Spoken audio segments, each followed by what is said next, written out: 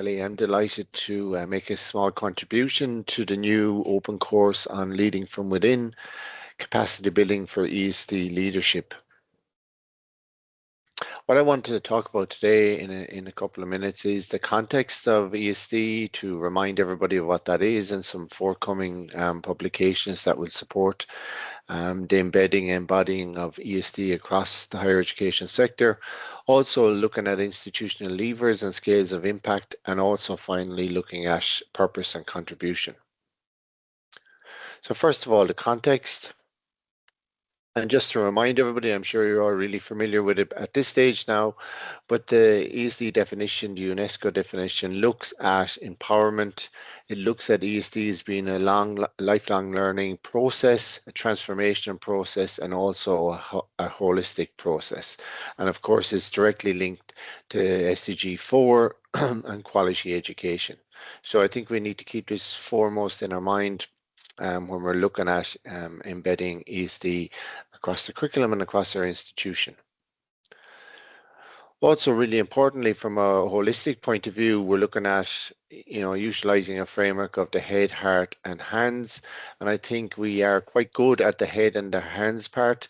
And maybe this open course addresses a gap in looking at the heart section of it, and values and empathy and care and emotional engagement, and how does that improve leadership at different scales, but also to highlight the practical implementation of ESD and specifically action competence, which is sort of an underpinning competence of this open course as well.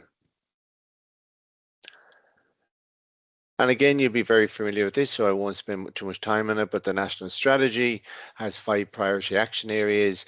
What's interesting is that the implementation plan only goes to the end of this year, so the likelihood is there's going to be an open consultation at the end of 2026 to outline the implementation plan from 27 to 2030 to support the national strategy. So keep an eye out for that.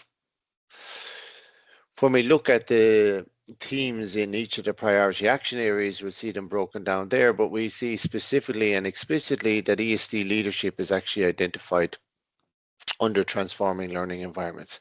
And this open course hopes to address some of the issues around ESD leadership. And as I said, it's leadership at different scales. So you don't need to be in the position of the ESD officer, ESD lecturer, or be a vice president for sustainability or anything like this. We're looking at supporting staff to lead in whatever way they can at different scales across their academic practice and scholarship.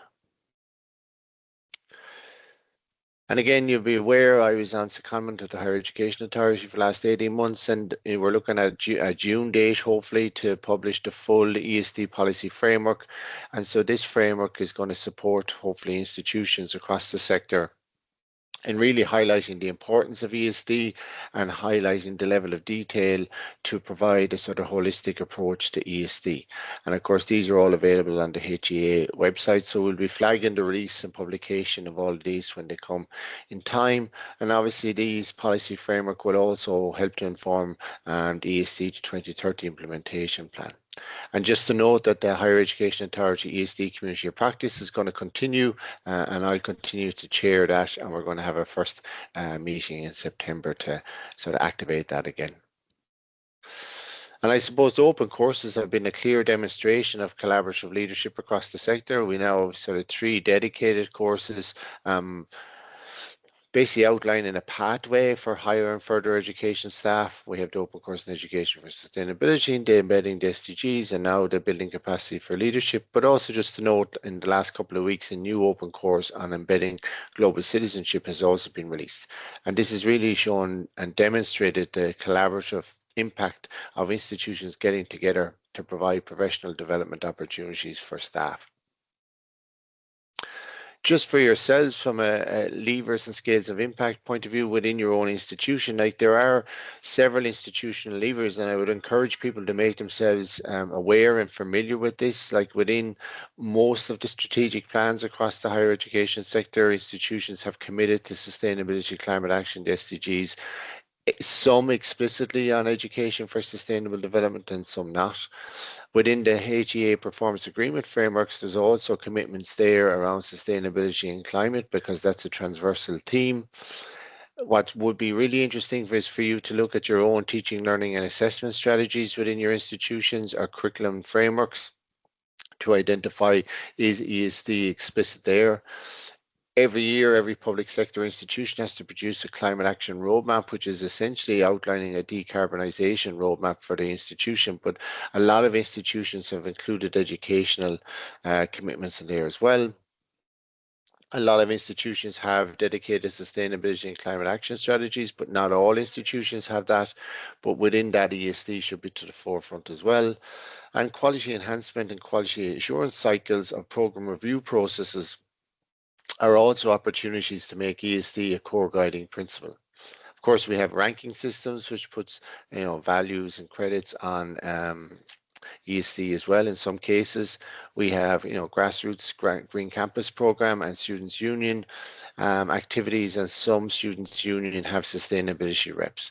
So there's a lot of institutional levers there that you could make yourself aware of and sort of to highlight, the commitments and public commitments that were made by institutions and to use that in your practice as well.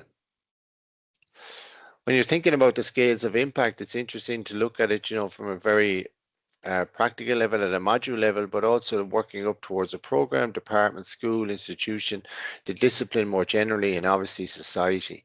And I think this is important because sometimes we think we can't do anything on our own. But think about how many students, colleagues, communities, businesses that you engage with on a yearly basis throughout an academic year, then multiply that out by the number of years you're actually in higher education and the length of your career, and it can be a really large number of people. So keep that in the back of your mind at all times. To think about your own sphere of influence is really important. The purpose and contribution, I suppose, when we look around ESD, like sustainability generally and what we're facing in the world today is complex and it is wicked. So we have a climate crisis which sits within a polycrisis, this multiple interconnected global crises. We have that sitting within the feeling of a perma crisis, that this period of instability and security will never end, it'll continue, but also fundamentally there's sort of a meta crisis there with all these multitudes of crises. Basically us as a species and as humanity, what are we doing essentially, and why are we doing what we're doing, and what's our position in the world and how we are contributing to the world. So this lends itself to a huge amount of complexity and can lead to obviously climate distress, climate anxiety, and also climate apathy amongst ourselves and our students. So that's sort of the context we're working within. But I suppose this can be highlighted through this graphic that's taken from the IPCC report, where it basically projects, not such a great future from 2020 to 2100. But if you see the two yellow arrows I put in there, I'm proposing that if you're an educator that's coming into a school or college environment in 2020, potentially you could have a career of 40 years. Some can have less, but that is an opportunity to make a huge impact. And also, if you're a child starting school in 2020, potentially, and not everybody goes to higher education, but potentially you could be in education for 20 years. So there's an opportunity within those two framings to sort of act and to mitigate against this potential harmful future. And another thing is we often hear about the urgency of action, and that's very true.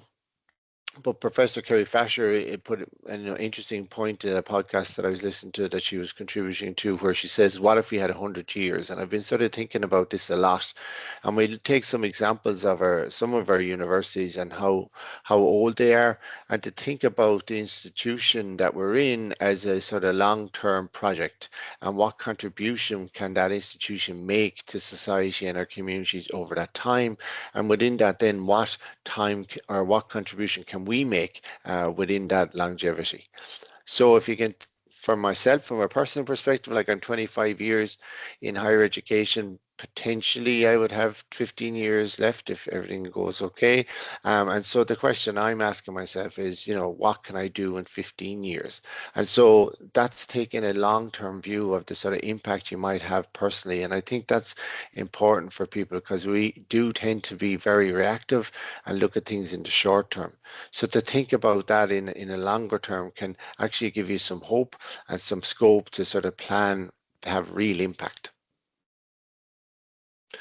And also, to frame, and I'm constantly reframing everything within the SDGs wedding cake now to sort of reframe our thinking so that the economy is within society and society is within the biosphere. And to ask ourselves, essentially, is this a lens through which we shape our education system? And is there potential to do that? And if we're all working together towards the same aim, maybe that's achievable in the next 10 to 15 years. So that's it for me. I'd like to thank everybody for signing up for the course because it is, a big commitment at this time of year. And I'd like to thank Una for leading on the course from UL. And I hope you enjoy the next 6 weeks and I'll be dropping in and out. So thanks very much to everyone and take care.